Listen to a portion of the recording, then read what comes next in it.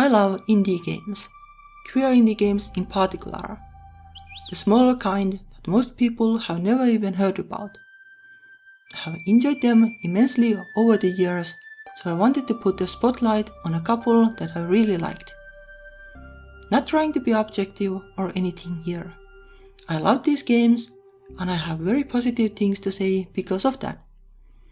But I'll try to go into details on why without spoiling them too much, to put them on your radar or just for the fun of it. So, games about girls who love girls.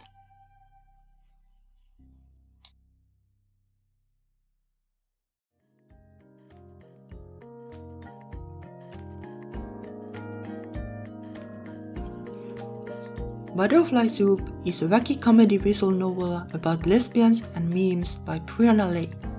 And Butterfly Soup 2, which I'm lumping together here, is a sequel to it. The main characters are all queer, and there's a fair share of queer humor and awkward gushy romance in the game. Butterfly Soup is an obvious game to mention when it comes to queer visual novels, maybe even visual novels in general. It's loud and well known for a reason. It looks good, feels good, is really funny and has depth on top of that. The characters all have strong, distinct personalities, so distinct that they are almost polar opposites of each other. They are a bit extreme in some ways for the sake of comedy, but they all are still grounded and have depth in their own ways. You have a quiet, mostly reasonable character who panics or gets anxious really easily. Then you have an impulsive delinquent who acts all tough and hates being treated like a girl. And you have a drama queen who does and says random things typically to troll everybody else. And then there's my favorite character, the uptight tsundere, who scolds others for not behaving properly. These four stand up on their own, but together they have such great character dynamics that it's hard to not laugh at the nonsense that ensues. But the spot on humor isn't the only thing Butterfly Soup has to offer. There's this whole another aspect of fascinating cultural commentary and observations that stems from the main characters being Asian American with various backgrounds. Of course, the cultural aspect is used to set up funny situations too, but there are moments of deeper, more insightful and maybe even eye-opening commentary too. Discussions about things like culture, perspective, hardship, manners, food and such. The game puts a rare spotlight on people living at the intersection of different cultures, and even if it's partially through the lens of comedy, I found it fascinating and even relatable in many ways. Even if the parents of some of the characters come off as a little bit uptight, it's easy to feel sympathy for their struggles. For example, the difficulty of learning spoken English. There's a ton of humor, but also a lot of depth, and the presentation is great too. Funny expressions and reactions combined with great use of sound effects and music. Both the original and the sequel are such awesome games in so many levels. You might like Butterfly Soup 1 and 2 if you're up to visual novels about funny lesbians and friends, excellent humor and fascinating cultural commentary. Of course, since they are visual novels, you need to be prepared to read quite a bit. But if you don't mind that, and some unsanitary jokes, I highly recommend them. It's almost criminal that they can be played for free despite being so good.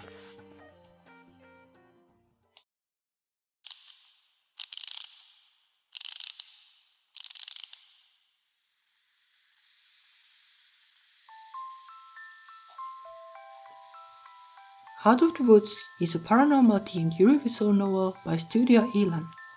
The main characters are all girls who are into girls, and the relationships portrayed go much deeper than surface level too.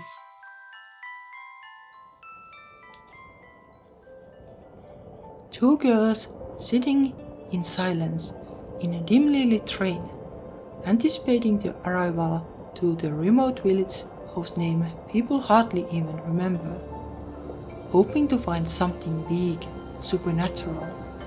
But surely ghosts or other paranormal things don't exist, no matter what that one weird fangirl promised in her mails. Yet, something shady seems to be going on.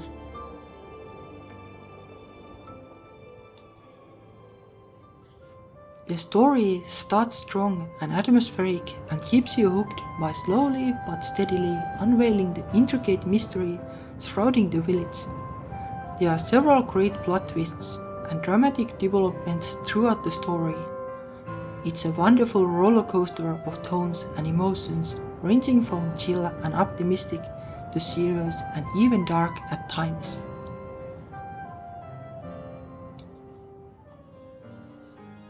There were maybe a handful of spots where I wondered if the story would have benefited from being a little quicker, but I liked the pacing for most parts. After all, Out of the Woods is such an atmospheric and dramatic story that it would be a shame to not take the time to appreciate the weight of the situations.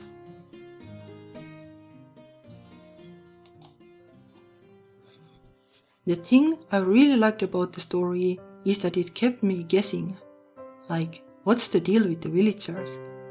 Who all are part of the plot? Is the fangirl plotting something behind my back, or is she just a bit weird? Or really weird? Could the whole paranormal thing actually just be a lie? Or wait, could monsters actually exist? And when will the cute ghost girl they promised appear?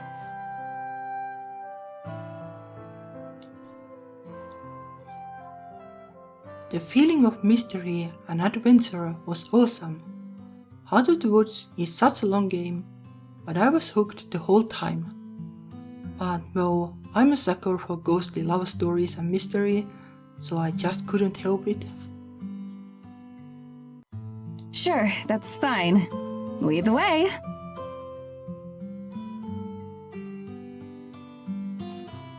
The wintry music and sounds of howling winds in the background added that little extra atmosphere and spookiness to the scenes. And the character design, art and full voice acting were spot on too. Dark. I know, that's half the problem. We can turn back now if you'd like.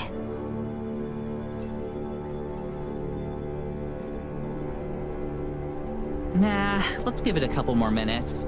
You came out all this way for us after all. Voice acting of any kind is already a tough call for an indie game, so it's incredible that a long visual novel like this pulls it off with style. I love that they cast mature sounding voices for the characters. It's such a great match for a dramatic game like this. They also found a trans woman to voice act the trans character, which is really nice too.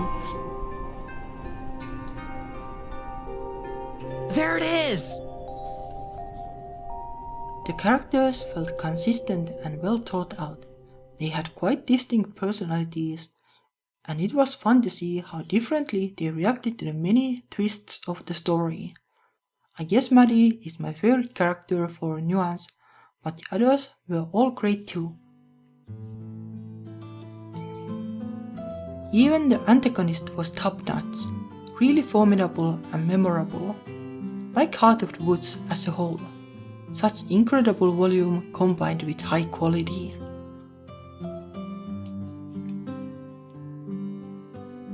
You might like Heart of the Woods if you're into long, atmospheric and a little dark visual novels. The full voice acting eases the reading needs quite a bit, but it might still be a bit of a hard ask if you're not into reading due to the sheer length.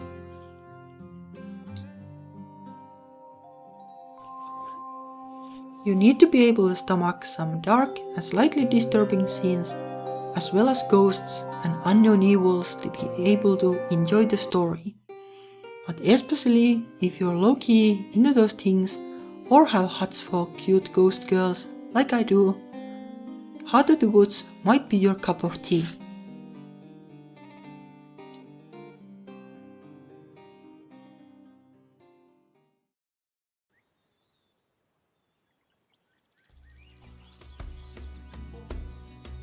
The Fairy Song is a linear visual novel by Ebihme.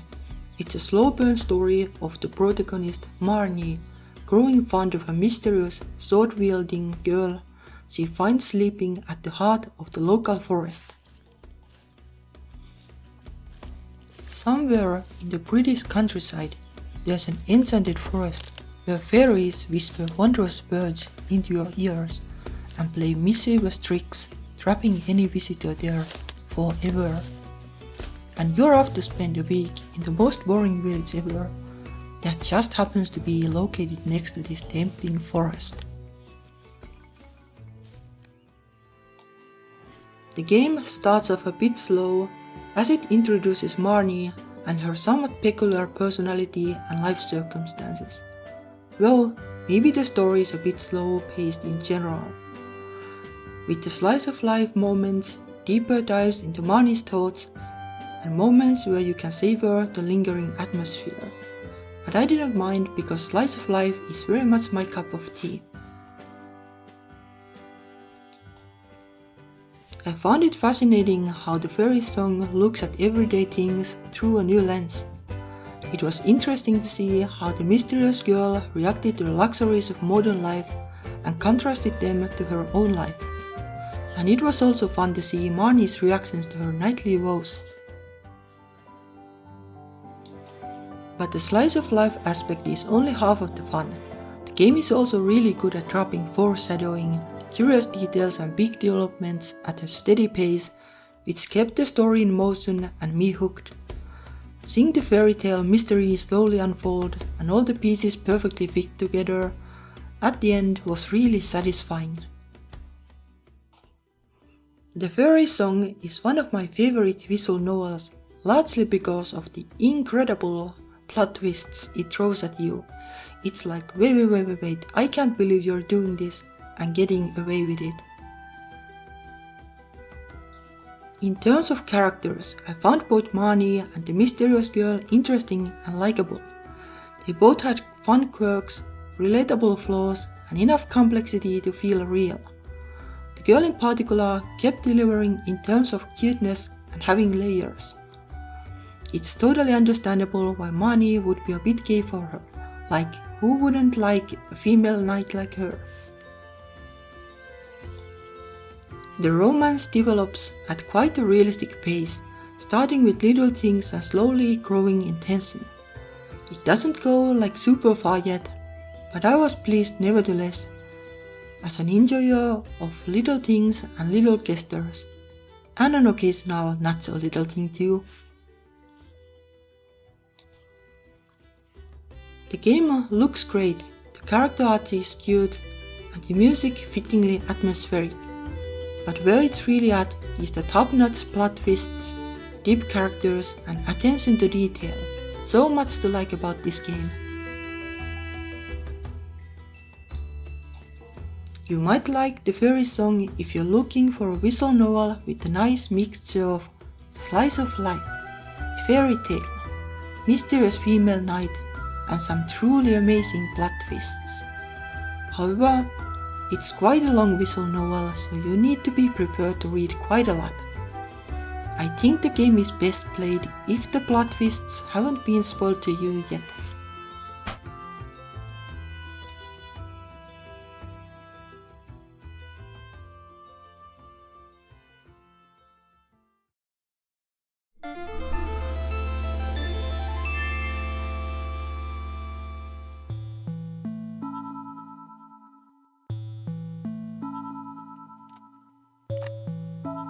Ikenfell is a queer pixel arty magical academy RPG by Happy Ray Games.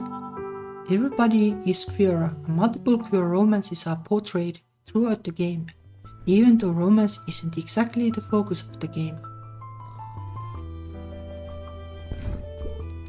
What I really like about Ikenfell, in addition to it being seamlessly queer, is the great balance between combat, exploration and storytelling. The narrative is nicely sprinkled here and there between the exploration and combat, giving the game great pacing.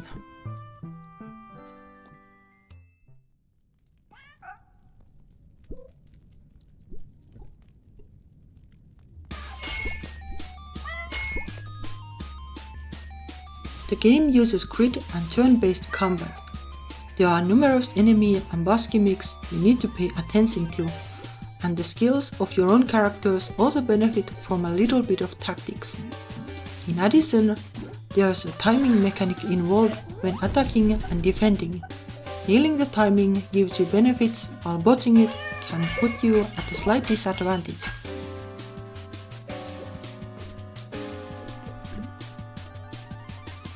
There's a decent amount of combat in the game, and it might admittedly feel a little slow at times, but I found myself enjoying it nevertheless. I found good plays rewarding to pull off, and boss battles in particular were a lot of fun thanks to the higher stakes and story relevance. Trying out different characters and accessories was fun too. In many ways, Ikenfell reminded me of good old JRPGs. The story is character driven and uses the personalities and struggles of the characters to its advantage. And while there are some really good characters, like Willow, there's also a lot of wacky magical academy stuff to explore if you're into that.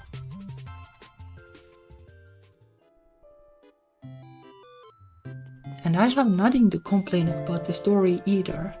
It's fun but also surprisingly deep at times. What I really liked is that things weren't simply painted black and white. Thanks to that, the antagonists of the story felt nuanced and believable to me. For example,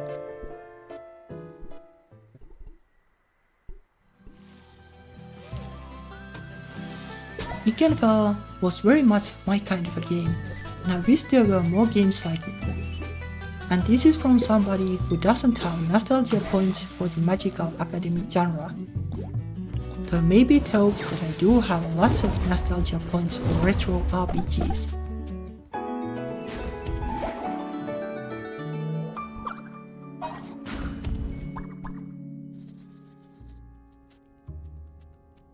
You might like Ikenfell if you're looking for a cute retro RPG with lots of queer women and enemies. It might also be your thing if you're looking for non-problematic magical academy fantasy. There are accessibility options available to those who aren't into combat and leveling up, but I think it's best played if you do like the combat.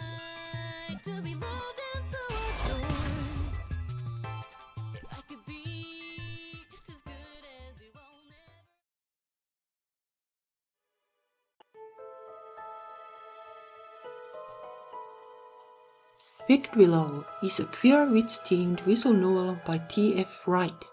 The protagonist is female and can romance various characters, most of them women, including a trans woman, but also one guy for good measure. Romances tend to be on the whirlwindy side.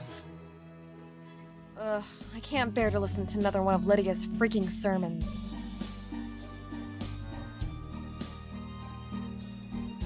I'd rather just look out the window and stare into space than look at her smug little grin.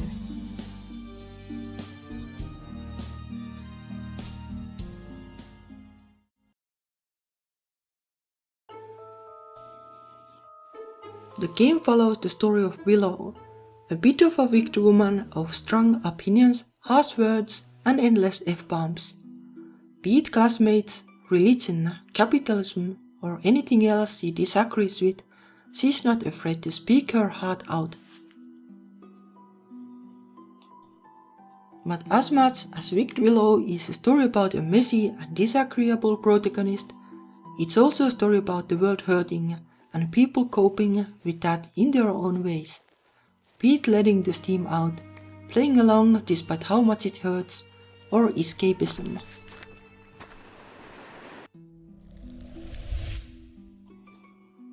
Or by realizing that you're a witch with potent magical powers at your fingertips, and that you could change the world with them. at the cost of some rather troublesome side effects. You could make the world a better place, or at least stop it from being even worse.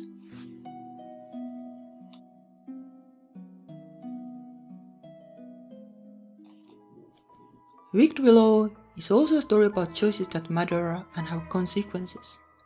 Depending on how you choose to use or not use magic, you can end up in drastically different paths. Some routes are a bit wacky, others a little sad, others sweet, others bittersweet, and oh my, did I cry at the true end. Romances were quite whirlwindy, but also varied and imaginative. Even the romance interests that started as unlikable turned out to be compelling in their own ways. I felt that I was always up to at least some amount of good vibes at the end, even if some of the romance routes had darker twists going to them. That's it! What if I replace all their bullets with flowers? What the hell is this? Are you real robbers, or is this some sort of flower delivery prank? We're... God damn it! Let's get out of here! Hey, Willow, what kind of flowers are those? On top of all that goodness, Wicked Willow is also fully voice acted. Like, even the side characters and Willow's monologue is voice acted. You can basically just switch the auto advance mode on and enjoy the game as if it were a movie, but with choices. And the voices fit the characters so well, and the art is nice and stylish too. There are even some CGs with fancy animation. It's incredible quality for an indie visual novel.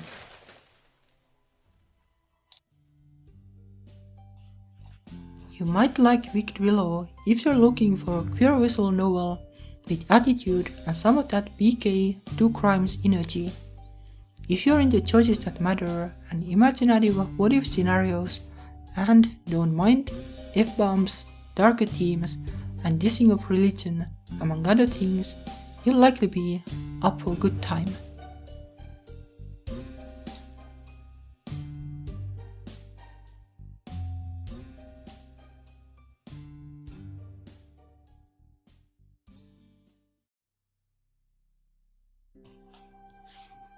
You know, I have a bit of a confession to make.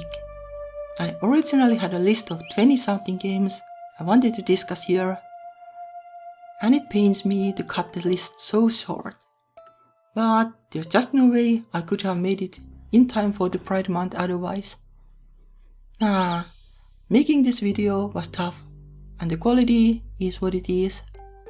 But this format is actually kind of growing on me. I could see a world where I did this more frequently, if there is demand. Anyway, thank you for watching and happy Pride Month, or whichever month it currently is for you.